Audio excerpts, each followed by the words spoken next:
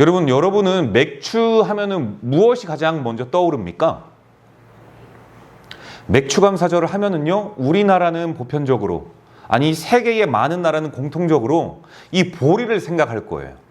그렇죠. 이 보리를 생각할 겁니다. 그런데 우리가 조금만 깊게 들어가서 오늘 본문이라든지 아니면 성경 시대를 살았던 인물들, 이 성경 속에 등장하는 인물들이 마주했었던 맥추절은 어땠을까? 이들이 맥추라는 걸 생각할 때는요, 우리와는 달랐습니다. 우리는 무엇인가 보리 아니면은 또 밀 이런 것들을 생각하겠지만 이 성경 시대, 성경 속의 인물들이 등장하던 시대에 맥추다라고 하면은 기쁨을 항상 생각을 했어요. 기쁨을 생각을 했다라는 것이죠. 그러니 여러분, 우리가 여기에서 우리의 시각의 눈으로 바라보는 것도 굉장히 중요합니다. 왜냐하면 오늘을 살아가는 건 우리는 오늘을 살아가고 있기 때문이에요. 과거를 살고 있었던 존재들이 아니고, 그리고 오늘을 살아가는 우리는 현재를 살아가면서 하나님의 기쁨의 열매가 되기 위한 삶을 살아가기 위해서 우리가 존재하는 것이기 때문에 과거를 중요시 해서는 안 되죠. 하지만 그렇다고 해서 과거를 등한시해서도 안 됩니다. 과거를 통해서만이 현재 내가 있는 것이고, 과거에 먹었던 것이 결국 오늘의 나를 있게 하고, 오늘의 나를 있게 하는 것이 결국 내일의 나도 또 등장하게 하고 있게 하는 시발점이 되는 것이기 때문에 과거, 현재, 미래는 우리에게 있어서 너무나도 중요합니다. 그러니 여러분, 성경 속에서 등장하는 그들이 맥추라고 했을 때 기쁨을 논했다면, 우리의 시각에서 맥추 하면은 보리, 밀 이런 것들을 생각하는 것과는 달리 우리가 한 번쯤은 그들의 시선에서 하나님의 말씀을 어떻게 적용을 했고 어떻게 받아들였는지 이런 것들을 맥추감사절에는 한번 생각해 볼 필요가 있다, 이렇게 생각을 합니다. 여러분, 생각해 보면 한 해의 절반이 지났습니다. 이 절반의 은혜도 우리 집사님께서 말씀하셨던 것처럼 기도해 주셨을 때 모든 것이 하나님의 은혜로 살았어요. 그런데 이 나머지 한 해의 절반의 시작을 또 맥추감사절을 기점으로 해서 우리가 또 은혜로 살아가야 돼요. 그렇다면 여러분, 이 은혜가 곧 하나님의 보호 아래 있었던 것이기 때문에 우리가 기쁨으로 논할 수 있다면, 맥추감사절이 우리의 시각이 아니라 그들의 시각으로, 성경의 사람들 그리고 이스라엘의 히브리인들의 시각으로 그것이 기쁨이었다면, 저는 이 기쁨을 떠올렸을 때 가장 먼저 생각이 들었던 단어가 하나 있었어요. 뭘까요? 뭐가 떠올랐냐면 에덴. 여러분, 에덴의 뜻이 무엇인지 아세요? 기쁨이에요, 기쁨. 여러분, 이게 굉장히 대단하지 않습니까? 에덴의 뜻은 기쁨인데요, 그렇다면 아담을 하나님께서 에덴에 두신 이유가 무엇일까요? 창조된 사람이요, 기쁘고 즐겁고 행복하게 그 에덴에서 살아갈 수 있도록 하는 게 하나님이 거기에 두신 목적이에요. 그런데 여러분, 잘 아시는 것처럼 어떻게 됩니까? 아담과 하와는요, 하나님의 뜻을 저버리고 동산을 벗어나 버리죠. 벗어납니다. 동산은 하나님이 정하신 말씀의 울타리예요, 여러분. 이 동산이, 에덴 동산이요, 하나님께서 정하신 말씀, 울타리, 즉 경계입니다. 말씀의 울타리는 사람을 보호해주는 경계인데요, 경계선인데, 이 말씀의 울타리를 벗어났기 때문에 더 이상 보호해줄 수가 있어요, 없어요? 없죠. 이 경계안을 벗어났기 때문에. 여러분, 그래서 이 경계안을 벗어나니까 보호하심을 받지 못해요. 그러니 가장 먼저 우리가 마주하게 되는 것은 우리 안에 기쁨이 없는 겁니다. 우리 안에 기쁨이 없는 것이죠. 그래서 하나님께서는요, 그 잃어버린 기쁨을 다시 찾게 해주기 위해서 시내 산에서 다시 한번 우리에게 주신 게 있어요. 율법이죠. 우리에게 다시 기쁨으로 회복할 수 있는 이 회복의 약속을 우리에게 허락해 주신 거예요. 여러분, 이스라엘은요, 말씀의 불순종에서 잃어버렸던 기쁨을, 출애굽, 이 약속의 땅 가나안에서 첫 열매를 거둬들이면서 다시 그 기쁨을 경험하게 됩니다. 태초에 하나님이 사람에게 주신 기쁨을 맥추절을 통해서 이들이 다시 한번 경험을 하게 된 거죠. 그러니까 여러분, 맥추도 기쁨이고 에덴도 기쁨이에요. 우리가 에덴에서 영원한 기쁨을 누렸으면 참으로 좋았겠지만 한순간의 일탈과 타락과 그 가운데의 궁금증과 그리고 그 궁금증을 가장한 하나님과 같이 되려고 하는 그 교만에 의해 우리는 자연적으로 기쁨을 버리게 된 겁니다. 그런데 여러분, 이게 은혜예요. 하나님께서 그런 우리를 버리지 못하고, 여러분, 사람도요 배신하면 버립니다. 그런데요 버리지 않아요. 오히려 그들이 다시 회복할 수 있는 명분을 주세요. 그리고 기회를 주시죠. 그게 바로 맥추절이다. 할렐루야. 여러분, 하나님께서 이스라엘에게 맥추절을 지키라라는 의미, 첫 열매를 거두기 때문이라고 말을 하는데요. 첫 열매를 거두면서 가장 큰 수확, 그게 뭘까요? 기쁨이죠. 가장 큰 수확이. 우리는 여기에서 다시 한번 여러분 말씀드리는데요. 아까 서두에 말씀드렸던 것들을 조금 세분화해서 이제 말씀을 드릴 겁니다. 창세기 1, 2장에서 에덴의 이 열매, 2장 16절. 창세기 2장 16절과 출애굽기 23장에서 소개하는 가나안 땅에서의 열매, 이 열매를 얻은 것의 차이점을 우리가 생각해 볼 필요가 있어요. 에덴에서의 말씀에 순종함으로 누렸던 기쁨의 열매가요 2장 16절입니다. 그리고 가나안 땅에서는요 어떻게 그 기쁨을 얻게 되느냐, 수고하여 땀을 흘린 그 노동의 결과로 얻게 된 게 열매예요. 이 두 열매의 차이는 완전히 다르죠. 여러분, 질문인데요, 여러분은 어느 편이 더 좋다라고 생각을 하십니까? 에덴에 있을 때죠. 그렇죠. 당연히 그렇다면 하나님과 함께 할 때, 다시 말해서 말씀의 울타리 안에 있을 때 누리는 기쁨이요 세상의 그 어떤 기쁨과도 비교할 수 없다, 이거 아니겠습니까?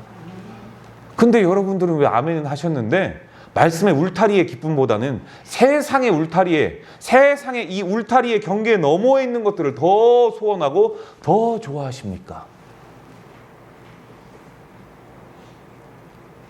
해마다 7월 달에 지키는 맥추절이 되면은요 반복적으로 하는 말이 있습니다. 우리는 보리 농사 안 짓는데 왜 꼭 맥추절을 지켜야 됩니까? 공감되죠? 이해가 됩니다. 우리 맥추를 안 짓잖아요. 보리 농사를. 밀 농사도 안 짓잖아요. 그러니까 그럴 수 있어요. 목사님 좀 귀찮고. 근데 이거 전적으로 보면은요 귀찮다 보면은 여러분 다 이게 인본주의로 흐르게 되더라고요. 여러분, 원래 초대교회의 주일 예배를 어떻게 드리는지 아십니까? 지금 이렇게 안 앉아 있었어요. 무조건 일어서 있었어요. 일어서서 예배를 드립니다. 그리고요 초대교회는요 저 혼자 여기에 있지 않았어요. 양쪽에 있어요. 강대상이. 그래서 말씀을, 율법서를 읽는 자가 있고요 강론을 하는 자가 같이 있습니다.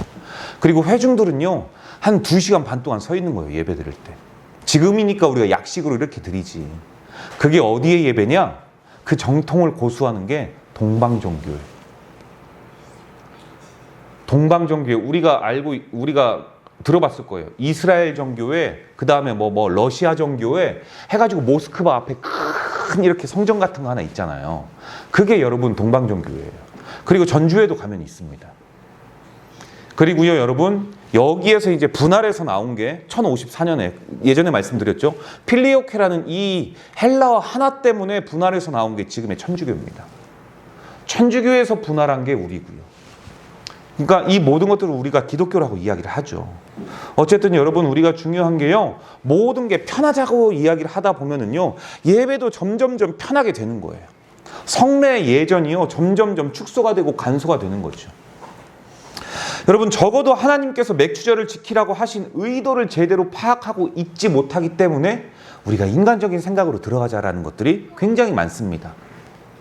여러분, 맥추라는 문자는요 문자적인 의미는 추수라는 의미인데요, 추수는요 걷어들이다죠. 걷어들인다. 그리고 걷어들이면 어떻게 돼요? 기쁨이 있어요. 그렇다면 맥추는요 축제와 기쁨의 열매를 걷어들인다는 뜻이겠죠. 기쁨하면 떠오르는 거, 방금 전에 말씀드렸던 창세기 1장에 나타난 에덴의 기쁨. 그렇다면 여러분, 에덴이 기쁨이라면 동산의 의미는 뭘까요? 에덴하고 동산. 여러분, 이게 합성어예요. 에덴, 동산이 하나의 단어가 아닙니다. 에덴과 동산은요, 따로 떨어져 있는 거예요. 에덴이 기쁨이고요. 이 동산은요, 여러분, 울타리예요, 울타리. 제가 말씀의 울타리 하지만 실제로 동산의 뜻이 울타리입니다. 그러니까 기쁨의 울타리, 그 너머를 가면 기쁨은 자연적으로 여러분 사그러든다라는 거예요. 다시 말하면 여러분, 말씀의 울타리가 동산이란 뜻인데 하나님께서 에덴 동산을 창설하고 지으신 사람을 거기에 두셨다는 건 말씀의 울타리 안에 저와 여러분을 두셨다라는 겁니다. 사람을. 말씀의 울타리 창세기 2장 16, 17절입니다. 여호와 하나님이 그 사람에게 명하여 이르시되 동산 각종 나무의 열매는 내가 임의로 먹되 선악을 알게 하는 나무의 열매를 먹지 말라. 내가 먹는 날에는 반드시 죽으리라 하시니라. 여러분, 이게 보면은요, 이게 삼중구조로 되어 있어요. 우리가 작년에 히브리 사상 오후 시간에 배웠잖아요. 그때 삼중구조 혹시 기억할런지 모르겠습니다. 다 기억하고 있죠? 그러니까 이제 제가 있는 겁니다. 그래야 제가 밥값을 하죠, 여러분. 그거 다 기억하면 어떡합니까? 그럼 제가요, 답답해요. 폭폭합니다. 자, 여러분, 삼중구조로 되어 있는데요. 말씀을 구분해 보자면 이렇습니다. 첫 번째는요, 16절 최초의 은혜가 선포가 되어 있어요. 그게 뭐냐면 여호와 하나님이 그 사람에게 명하여 이르시되 동산 각종 나무의 열매는 내가 임의로 먹되. 이거 여러분 축복이죠. 최초의 여러분 은혜의 선포죠. 우리 마음대로 다 먹는 겁니다. 이거 은혜가 아닐 수가 없습니다. 그리고 두 번째에 여러분 최초의 율법을 선포합니다. 신의 산에서 여러분 율법을 받은 게 신의 산에서 율법을 받은 게 아니라 먼저 여러분 최초의 율법을 선포해요. 뭐냐? 선악을 알게 하는 나무의 열매는 먹지 말라. 이거 율법의 선포예요. 하나님의 명령이죠. 지엄하신 명령입니다. 그리고 세 번째는요, 최초의 심판을 선포하십니다. 내가 먹는 날에는 반드시 죽으리라 하시니라. 여러분, 종합해보자면요, 에덴에 있던 동산은 어떤 장소였다라는 거예요? 단순히 먹고 노는 동산이 아니라 말씀으로 기뻐하고 즐거워하고 평안이 있고 그 안에 행복을 누리는 장소였다라는 거예요. 그 동산이었다라는 거죠. 이것을 보자면 여러분, 하나님이 사람에게 어떤 의도를 가졌는지 우리가 유추해 볼 수 있죠. 하나님은요, 사람이요, 이 땅에서 기쁘게 살길 원하셨어요. 행복하게 살길 원하셨죠. 우울하거나 움츠려 있거나 하나님의 당당한 자녀다운 삶이 아니라 피하는 삶을 살기를 원하지 않으셨어요. 여러분, 그런데 우리가 알 수 있는 것은 하나님께서는요, 무엇을 통해서 기쁨을 누리라고 하셨나요? 이 동산에서 하나님의 말씀, 즉 하나님과의 교제. 여러분, 혹시 요즘에 기쁨이 여러분 안에 있으십니까? 여러분 안에 즐거움과 샬롬, 평안 이런 게 여러분이 있으세요? 혹시 없다면 내가 하나님과의 교제가 끊겼기 때문은 아닌가 점검해 볼 수 있는 은혜가 있기를 주님의 이름으로 축복합니다. 여러분, 우리가 점검을 해봐야 돼요. 내가 말씀으로 하나님과 교제를 이루고 있는가? 그 안에 진짜 기쁨이 있다는데, 에덴이 기쁨이라면 하나님이 주인하신, 하나님이 그곳에 계신 하나님의 형상인 우리를 거기에 두셨다면 우리는 하나님과 함께할 때, 교제할 때, 교류할 때, 관계를 맺을 때 그 안에 기쁨이 있는 것인데, 내가 하나님과의 관계가 부족하여 혹은 하나님과의 관계를 등한시하여 내 안에 기쁨이 없는 것은 아닌지, 아니 기쁨이 없어도 되는데 단 누군가의 한마디도 들어갈 수 없는 마음의 여유조차 없다면 이건 여러분 심각한 문제거든요. 그러니까 여러분, 말씀이 없는 자들에게는요, 기쁨이 있을 수가 없는 거예요. 기쁨이 없으니 하나님이 주시는 관계가 없으니 하나님이 주시는 평안을요 받을 수가 없죠. 들어갈 공간이 없죠. 오늘 우리는 무엇으로 기쁨을 누릴 수 있다고 생각할까요? 적어도 보편적인 세상의 사람들은요, 세상 것들로 누릴 수 있다라고 생각을 해요. 지난주 수요일날 제가 나눴죠. 한 4일 전에 여러분 나눴죠. 세상이요, 사람들이 생각하는 세상의 복의 기준과 성도들이 생각하는 복의 기준이 똑같아요. 다 물질, 다 권력, 다 힘, 다 떵떵거리는 것, 다 건강, 이걸 복이라고 생각해요. 그런데 여러분, 우리가 지난주 한 3, 4일 전에 수요 예배 시간에 우리가 이 신명기 33장을 통해서 모세가 축복을 해주는데요, 지파별로 다 다른 축복을 줍니다. 무슨 말이냐면 사람의 기질마다, 그들의 자격마다, 그들의 환경마다, 그들의 특성마다 다 하나님께서 다른 복을 우리에게 주셨다는 거예요. 그런데 우리는 그게 복이 아니래요. 하나님 그 복 말고요, 돈이요. 하나님 그 복 말고요, 이번에 주식이요. 하나님 그거 말고요, 로또요. 종합해보면 다 물질이죠. 그걸 통해서 결국 더 많은 물질들을 얻기 위해 결국은 힘이 있는 권력자들과 결탁하게 되고, 그리고 결국은 정의는 승리한다. 여러분 반드시 보십시오. 하나님의 시간은 정확합니다. 그래서요, 3년 동안 나라를 말아먹은 누군가는요, 정확하게 재판을 받고 있습니다. 이것만 봐도 우리가 알 수 있는 건 하나님의 시간은 정확하다라는 거예요. 영원할 것 같지만 하나님의 시간은요, 정처 없이 흐르고 정말 느린 것 같고, 왜 이렇게 하나님은 묵묵부답인 것 같지? 라는 것 같은 반응이 있을 수 있지만 하나님의 시간은 정확합니다. 악인은요, 벌을 받는 게 당연하고요, 의인은요, 칭송받는 게 당연한 겁니다. 이게 하나님의 법칙이에요. 그래서 우리는요, 세상 사람들은 적어도 세상의 것들로, 물질로 복을 누릴 수 있다라고 생각을 하고, 성도들 또한 그렇게 확신을 하지요. 그러나 세상적인 것은 우리에게 진정한 기쁨을 줄 수 없다, 오늘 본문에 이야기하고 있지요. 만약 세상적인 것이 여러분 우리에게 기쁨을 줄 수 있다고 여러분 솔직히 조금이라도 생각하지 않으십니까? 자, 그래요, 안 그래요? 그래요? 그래요? 그렇죠? 보세요. 아무리 이야기해도요, 그렇다니까요. 그런데 제가 반론을 이야기해 볼게요. 세상이 기쁨이 줄 수 있다면, 세상이 기쁨을 줄 수 있었다면, 그리고 세상의 기쁨을 우리에게 제시하고 있다면, 도대체 왜 하루에 37명씩이나 되는 사람들이 자살을 하겠습니까? 세상은 기쁨을 줄 수 없어요. 언젠가는 지금 당장은 기쁨인 것처럼 착각할 수 있지만 그것이 나를 옥죄올 수 있어요. 어제 제가 한 그 짤을 봤는데요, 이게 PD 수첩인가 그랬었어요. 세상에 어머니가요, 장사라는 장사를 너무 열심히 해가지고 자녀들에게 첫 번째 자녀에게는 300억 정도 되는 건물을 줬어요. 그리고 두 자녀에게, 딸에게는요, 수십억 원을 줬습니다. 아파트도 주고. 그리고 충격적인 결과가 아파트 문 앞에서 더위에 혼자 부채질하면서 집을 못 들어가요. 거기에서 어머니가 생활을 하는 거예요. 그리고 딸이 전화합니다. 내가 엄마 통장으로 2천만 원 보내줄 테니까 거기에서 나가서 살으라고. 거기에서 복도에서 생활하지 말고 나가서 살으라고.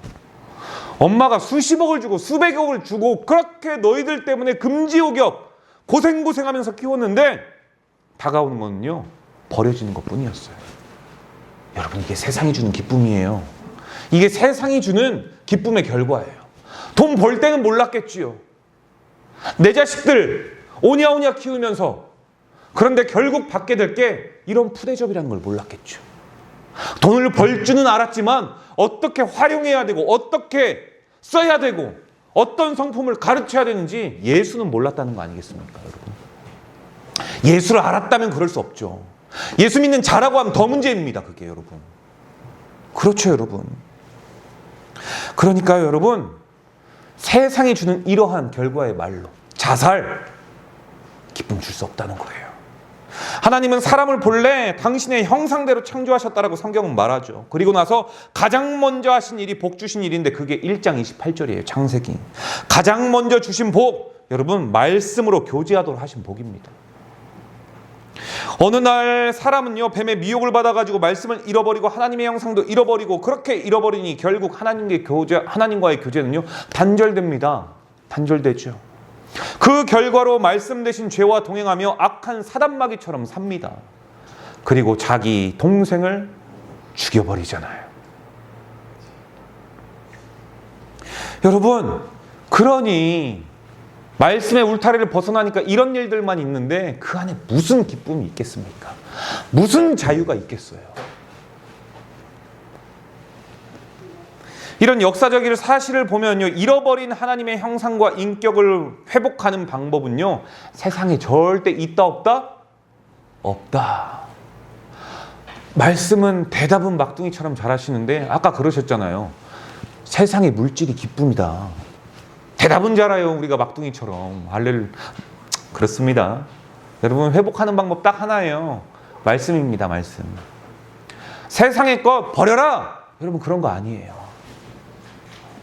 어떻게 사용할 것이고 어떻게 거둬들인 것을 더 효율성 있게, 효용성의 가치를 가지고 우리가 의미 부여하면서 할 것인가?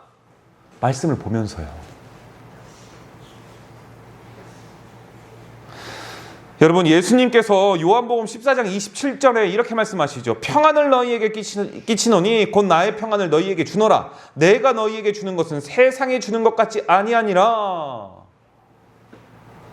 세상에 주는 것과 다르대요. 그리고 이어서 15장을 보면은요, 포도나무와 가지의 그 관계를 설명하시면서 11절에 이렇게 포도나무 열매를 말씀하십니다. 내 기쁨이 너희 안에 있어 너희가 기쁨을 충만하게 하려 함이니라. 할렐루야. 여러분, 기쁨이 누구 안에 있다고요, 지금? 예수 안에, 예수 안에. 이거를 주려고 한대요. 여러분, 받으시길 바랍니다. 주님이 주시는 기쁨을 받으시길 바랍니다. 할렐루야. 받아야 돼요, 여러분. 이 많은 성경 구절이 아니라 딱 두 구절만 보더라도 말씀과 기쁨은 서로 연결이 되어 있다. 이거 우리가 알 수 있어요. 그렇죠. 인간이 여러분, 무엇이 인간의 인격을 형성해 주겠습니까? 물질요? 권력이요? 명예요? 그거 아닌 것 같아요. 예전에 여러분, 지진이 씨가 작년 정도에 나왔던 이 아파트 5층짜리 건물주로 나왔던 드라마 혹시 보셨습니까?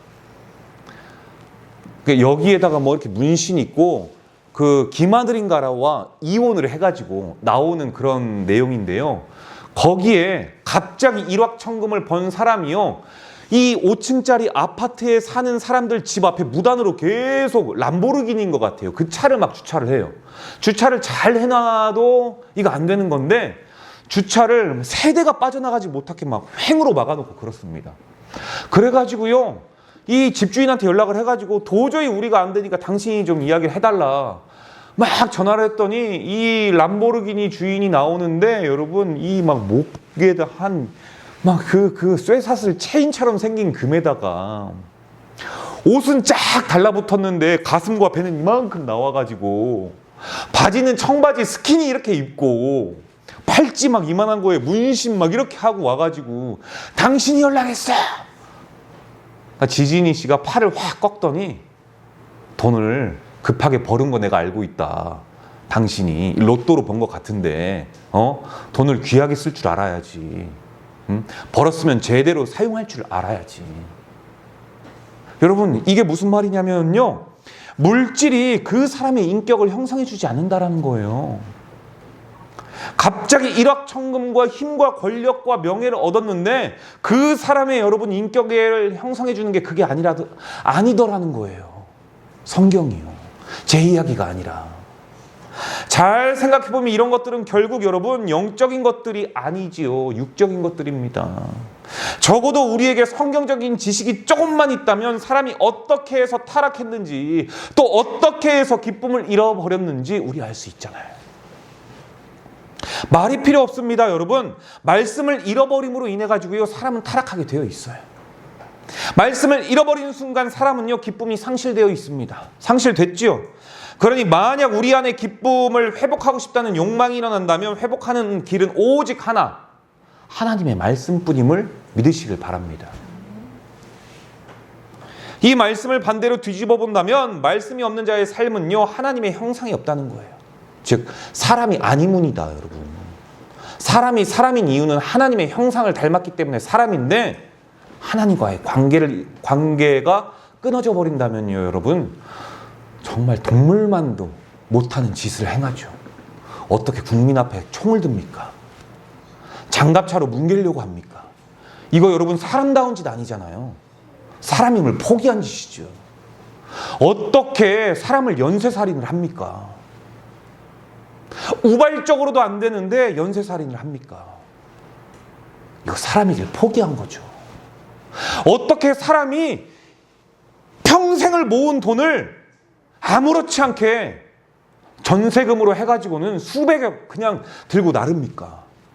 그게 사람입니까, 여러분? 사람이면 포기한 거예요. 다른 사람을 너무 아프게 하는 거잖아요. 그러니까요, 여러분, 말씀을 떠나고 하나님과의 관계를 떠난 사람들이 얻게 되는 것은요, 오직 고통, 오직 슬픔, 죽음의 열매밖에 없습니다. 살맛이 나지 않죠. 열매가 죽음의 열매니. 다시 기쁨의 열매를 거두는 길은 여러분 오직 말씀밖에 없는 거예요. 하나님 안에 들어오는 것밖에 없는 거예요. 하나님의 말씀이 보호하고 있는 보호장치가 작동되는 그 말씀의 울타리 안에 들어가는 것밖에 없습니다. 근데 그게 여러분 공짜예요. 이스라엘 백성들이 출애굽해가지고요 50일이 되는 날 6월절로부터 시내산, 이 시나이 반도에서 두 돌판이 새겨진 십계명을 받습니다. 여러분, 십계명은 하나님의 말씀이죠. 아담, 첫사람과 하와, 이 에덴 동산에서 하나님께 받았던 이 명령, 그 계명, 천율법, 이 모든 것들은요, 여러분, 우리가 기쁨을 통해서 얻을 수 있는 열매였는데 그거 다 잃어버렸잖아요. 여러분, 그래서요, 이 시내산에서 받은 율법은요, 우리가 다시 어떻게 해야 그 기쁨의 열매를 얻을 수 있는가, 우리에게 방법을 제시하는 거예요. 하나님은 이스라엘 백성에게 잃어버렸던 말씀을 줘가지고요, 범죄 후에 잃어버린 하나님의 형상을 회복하게 하시려는 의도가 있었어요. 사실 이게 목적이었죠. 잃어버린 형상을 다시 얻게 하려고 하는 것. 그래서 우리가 매주일 교회에 나온다고 해서 여러분, 우리가 감동으로 예배드리기를 원하는 하나님의 마음은 있지만 우리는요, 그러지 않아요. 습관화되어 있고 매주 있는 것이고. 여러분, 습관도 중요합니다. 사람이 습관에 따라 살아가는 것도 중요해요. 그래서 운동선수들이 루틴을 계속 만들잖아요. 이 습관을 체득하기 위해서. 예배도 그렇습니다. 습관이 중요하지만 그러나 감사와 감동과 기쁨이 있어야 되는 게 진짜 여러분 예배의 목적이 아니겠습니까?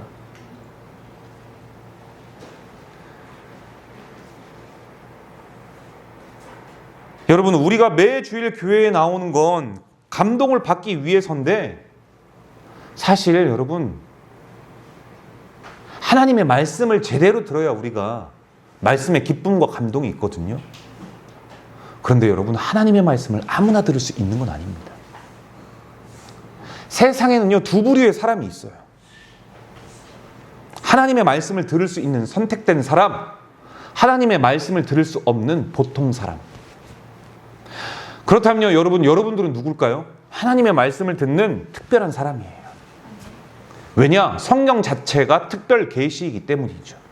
세상에 있는 모든 만물들은요, 일반 계시예요. 그 안에 결국 하나님의 이 형상이 들어가 있어요, 뜻이. 그걸 통해서 여러분, 하나님을 발견하는 사람들도 있죠. 누굴까요? 의사들, 그렇죠.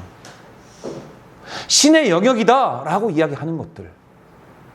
내가 볼 때는 포기했는데, 아니면 결국 수술해서 왔는데 오늘 지나봐야 됩니다. 나머지는 하나님의 손에 달려 있습니다. 하나님의 영역, 신의 영역을 인정하는 것이죠. 무엇을 통해? 사람의 신체를 통해. 천문학자들 보십시오. 어떻게 이렇게 일정되게 우주가 팽창하고 있는가. 단 한순간도 모이지 않고 빠르게 퍼져나가지도 않고 일정하게 그러고 있는 것인가. 중력은 어떻게 모든 우주가 똑같이 중력이 똑같은 뭐라고 이야기해야 될까요? 똑같은 중력으로 서로를 잡아다니고 있을까? 1.1의 오류도 없이. 그래서 이걸 보고 신이 계신다라고 하는 영역을 발견하는 사람들도 있죠. 이게 일반 계시입니다. 근데 그렇게 발견하기 너무 힘들잖아요, 여러분. 너무 힘들지 않아요? 특별한 사람들만 발견할 수 있겠죠. 그런데 그렇지 않아요, 여러분. 특별 계시 안에, 교회 안에, 말씀 안에 하나님께서 특별한 사람들에게 하나님의 말씀이 들리게 했습니다. 이게 여러분, 그러니 말씀을 들을 수 있는 것만으로도 큰 복 아니겠습니까? 말씀은 기쁨의 열매를 만들어내기 때문이에요. 반면에 말씀을 듣지 못한 자들의 삶은요, 결국에는요, 죽음으로 끝납니다. 그런데 여러분, 생각해보면 이것보다 더 비참한 거 저는 없다라고 생각을 해요. 이 세상에서 살아가기는 살아가는 것 같은데 마치 조와 같은 삶을 살아가고, 마치 꽃집에서 이 꽃다발을 만드는 것 같이 언젠가는 시들어버리는 삶을 살아가는 것과 같은 삶을 살아가잖아요. 저는 여러분 진짜 믿어요. 뭐를 믿냐면 저는 제가 영원히 살 거라는 거예요. 여러분은 안 믿습니까? 그러니까 구원을 안 믿으세요? 저는 확실히 믿습니다. 저는 여기에서 이 신앙생활이요, 하나님 나라를 가기 위한 하나의 과정이라고 생각을 합니다. 그리고 그 과정에서 제가 할 수 있는 노력과 저에게 허락하신 것은 최대한 지키려고 노력을 하면서 살아가고 있습니다. 그래야 제가 하나님 나라에 입성할 수 있기 때문이죠.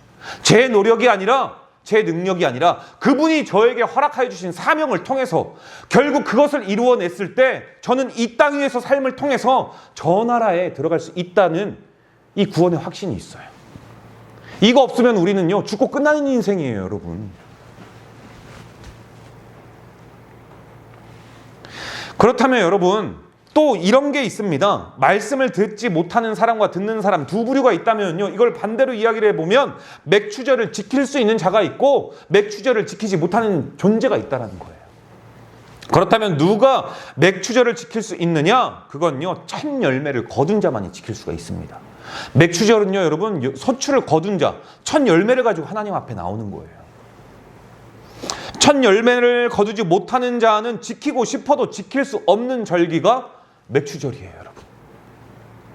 맥추란 열매를 거둬들이는 것을 전제로 하기 때문에 그러는데, 그렇다면 열매는 어떻게 거둬들일 수 있느냐? 먼저 여러분, 밭에 씨를 뿌려야 돼요. 그냥 나지 않습니다. 씨를 뿌려야 되고요, 거기에 또 뭐를 해야 됩니까? 물을 대야 돼요. 해, 일조량이 있어야 돼요. 일조량 자라나게 하는 것, 이 모든 건 하나님의 영역입니다. 이거는 우리가 농부가 어떻게 할 수가 없어요. 농부가 할 수 있는 거는 씨를 뿌려요. 그리고 자신이 할 수 있는 수고와 헌신과 노력, 가끔 피 뽑아주고, 가서 물 주고, 시들면은 거기에 약초 주고, 이런 거예요. 모든 건 하나님의 영역이죠. 이렇게 해야지만 비로소 여러분, 관리를 해야지만 수확을 거둡니다. 열매가 있어요. 서출이 있죠. 즉 무엇을 말하고 싶으냐? 헌신과 노력과 땀과 수고가 들어가야 된다. 이게 여러분 맥추의 수확의 열매의 기쁨이에요. 세상에서 열매만큼 여러분 좋은 게 있을까요? 없습니다. 열매는요, 땀의 상징이에요. 하나님의 말씀 안에서 말씀과 교제하는 삶을 살면 기쁨의 열매를 거둘 수 있다고 깨닫게 해주는 절기가 맥추절이다. 그 옛날 이스라엘 백성들에게 잃어버린 기쁨의 열매를 찾게 해주시려고 시나의 산에서 말씀을 주신 것 같이, 오늘 우리는 우리의 범죄함으로, 말씀을 떠남으로 잃어버린 기쁨의 열매를 찾게 해주시려고 우리에게 말씀을 주셨어요. 이것이 바로 감사하는 절기가 맥추절이에요. 그리고 여러분, 맥추절은 우리가 또 이렇게도 이야기할 수 있습니다. 여러분, 하나님이 왜 이거 가지고 오라고 할까요? 솔직히 하나님이 보리 드시지 않잖아요. 하나님이 거지도 아니시잖아요. 왜 굳이 그걸 가져오라고 하실까요, 여러분? 출애굽기 23장 쭉 보면은요, 고아와 과부와 객을 위해서, 이방인과 나그네를 위해서, 레위인을 위해서 사용된대요. 즉 여러분, 이게 축제라면 여러분 이거 한번 보세요. 저를 보시면 돼요. 여러분, 하나님의 소원과 소망이 모든 사람들이 하나님 안에서 기쁨을 누리는 것이라면 하나님은 참 대단한 게 여기에 경계를 두지 않았어요. 이때 세상의 이방인, 거류인, 나그네, 고아와 과부, 세상에서 최고의 약자들을 다 불러 모아가지고 이때 즐겁게 먹고 놀으라는 거예요. 명분은 하나님이라는 명분 때문에 너희가 모였지만 너희가 거둔 걸로 인해서 세상에 소외되고 어렵고 가난하고 힘든 사람들, 그들과 함께 베풀 수 있도록. 그러니 어떻게 교회가 세상 일을 도외시할 수 있습니까? 세상에서 여러분 시한부의 삶을 살아가거나 세상에 여러분 주체로 살아가지 못하고 다 주변부로 밀려난 사람들을 어떻게 외면할 수가 있습니까? 복음이 그게 아닌데. 그래서 우리 하나님은요, 단적으로 너희의 기쁨만이 아니라 지금 다 이야기하는 거예요. 너희에게 기쁨을 찾아주기 위해서 말씀을 주기도 했지만 동시에 거기에 여러분 23장 쭉 읽어보십시오. 하나님은요, 세상에 단 한 사람도 버리지 않습니다. 이날만큼은 모두가 다 하나님의 은혜 안에 가운데의 기쁨을 누릴 수 있도록 하신 분이 하나님이심을 믿으시길 바랍니다. 할렐루야. 그 옛날 이스라엘 백성에게 잃어버린 기쁨의 열매를 찾게 해주시고 모든 사람들에게 기쁨을 하나님께서 전해주신 것과 같이 오늘 우리에게는 우리의 범죄함으로 말씀을 떠남으로 잃어버린 기쁨의 열매를 찾게 해주시려고 하나님께서 예배로 허락하여 주셨어요. 그리고 특별히 더욱더 하나님께서 구별해서 맥주절로 지키게 하셨습니다. 그래서 말씀을 정리하려고 합니다. 맥주절은 단순히 보리 추수에만 초점을 맞춰서는 안 됩니다. 단순히 해마다 한 번씩 하나님 앞에 드리는 물질의 행사 이렇게도 생각해서는 절대 안 돼요. 우리에게 말씀을 주신 것은 말씀에 주신 것을 감사하는 절기라는 것. 한 해의 절반을 보호해 주신 것에 감사하는 절기라는 것. 하나님 말씀 안에 말씀과 교제하는 삶을 살다 보면 기쁨의 열매를 거둘 수 있다고 깨닫게 해주시는 절기입니다. 말씀 안에 있을 때 진정한 샬롬을 누릴 수 있다고 해주시는 절기. 이 절기가 바로 맥주절인데 저는 여러분이 오늘을 기점으로 우리 집사님께서 기도해 주셨던 것처럼 이제 한 해의 절반을 주님의 은혜 가운데서 살아갔다면 다시 한번 한 해의 절반도 하나님의 은혜 가운데에서 살아가야 되잖아요. 그러니 내가 혹시 말씀을 놓치고 있었다면 다시 말씀을 잡을 수 있는 계기가 되었으면 좋겠고, 그래서 하나님과의 관계를 통해 말씀의 이탈자의 삶이 아니라 말씀의 울타리 안에 거하며 기쁨과 평안, 샬롬을 누리기를 주님의 이름으로 축복합니다. 기도하도록 하겠습니다.